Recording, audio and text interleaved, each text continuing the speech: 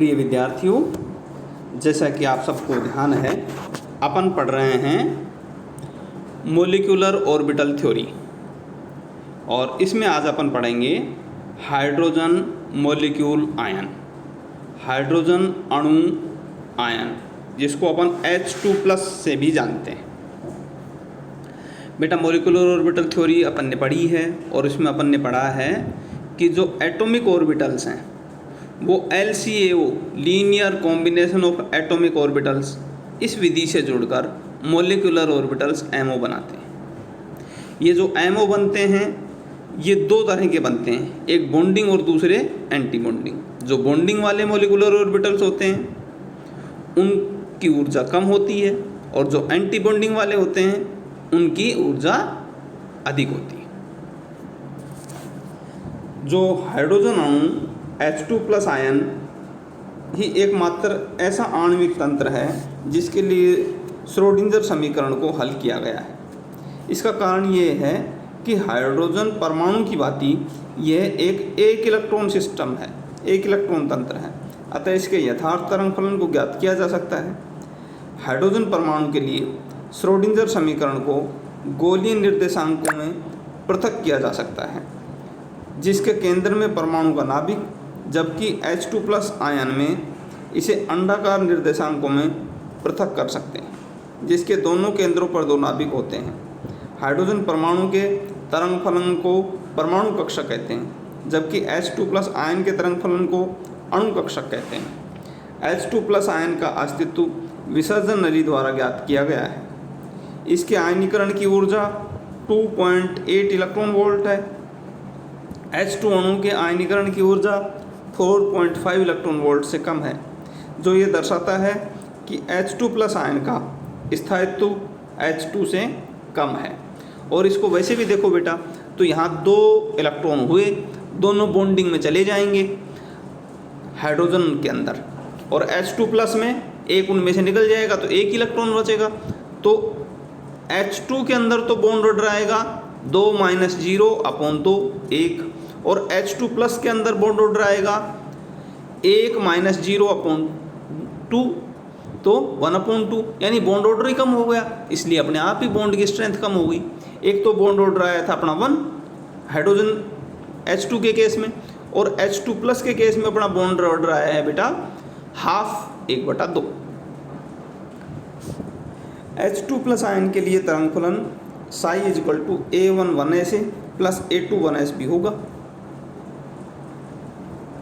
जहाँ 1SA 1/√π e⁻⁻RA और 1S भी 1/√π e⁻⁻RB परमाणु इकाइयों में होंगे।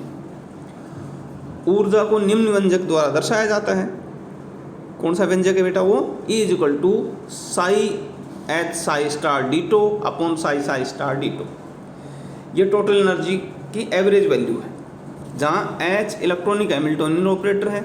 H2 आयन के लिए पूर्ण हैमिल्टोनियन को हम दर्शाते हैं बेटा H = -h²/8π bracket 1/ma del² + 1/mb del², + 1/m del², -e²RA -e²RB + e²R, जहाँ A व B दोनों नाभिक हैं। M नाभिक का द्रव्यमान है, M इलेक्ट्रॉन का द्रव्यमान है, E इलेक्ट्रॉन का आवेश है, RA नाभिक A से इलेक्ट्रॉन की दूरी है, RB नाभिक B से इलेक्ट्रॉन की दूरी है, R नाभिक A व B के मध्य की दूरी है, जैसा आपको दिखाया गया है बेटा इसमें।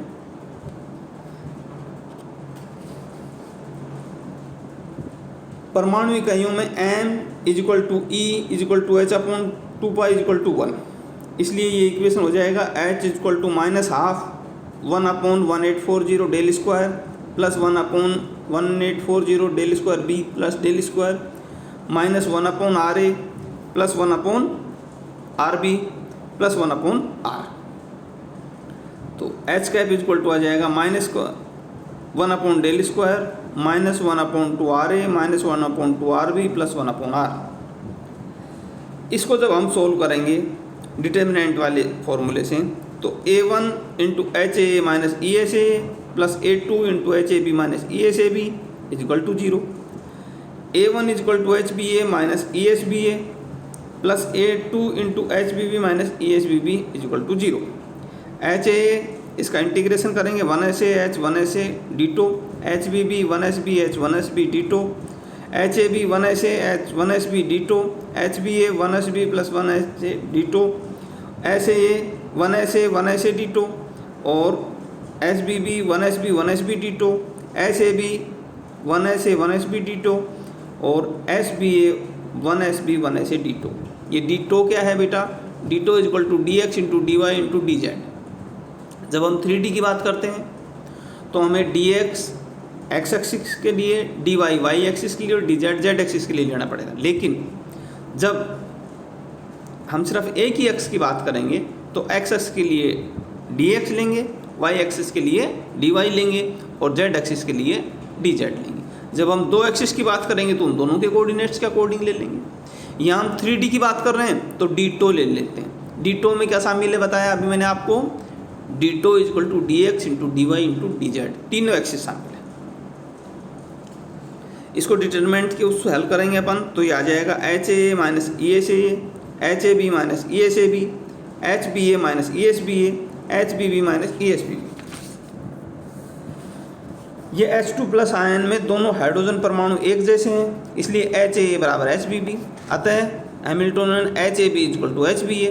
ये सब मान इसमें लिखेंगे तो HAA minus E, HAB minus ES, HAB minus ES और HB माइनस E ये 0 के बराबर आएगा। जब बेटा अपन इसको सोल्व कर लेंगे तो अपने आ जाएगा HAA बराबर EH minus J plus 1/R, HAB बराबर EH into S minus K plus S/R, E plus आ जाएगा EH minus J plus K upon 1 plus S plus 1/R, E minus is equal to आ जाएगा EH minus J minus K 1 minus S plus 1/R। इनकी values हम लिख देंगे। तो इससे कुछ चीज़ें सिद्ध होती हैं बेटा, वो चीज़ें मैं आपको बता रहा हूँ क्या क्या चीज़ें सिद्ध होती हैं इससे, कि R के किसी भी मान के लिए E प्लस का मान E माइनस से कम है। रेडियस का चाहे कोई भी मान ले लो, R क्या है? HA और HB के बीच की दूरी, इसका कोई भी मान ले लो, उनमें E प्लस का मान हमेशा कम आएगा और E माइनस का ज़्यादा आएगा। E प्लस क्या था बेटा? बॉन्डिंग की ऊर्जा, और E माइनस क्या है?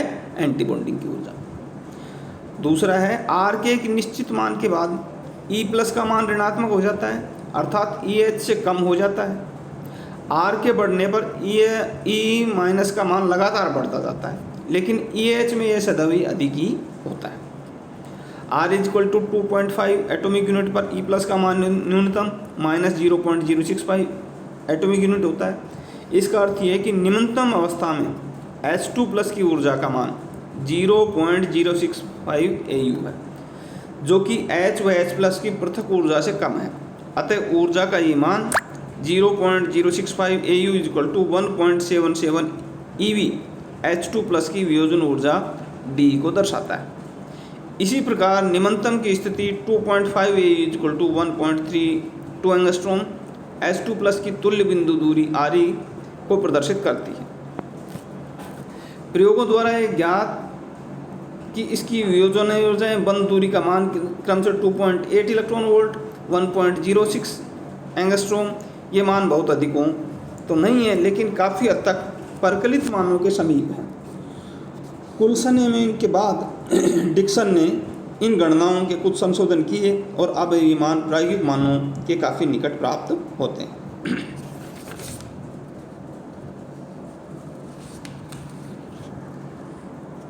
E प्लस को EH या E1 के द्वारा प्रोसेस करते हैं।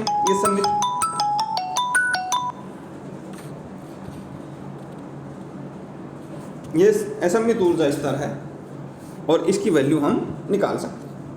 बॉन्डिंग की ऊर्जा कम आएगी, एंटी बॉन्डिंग की ऊर्जा अधिक आएगी।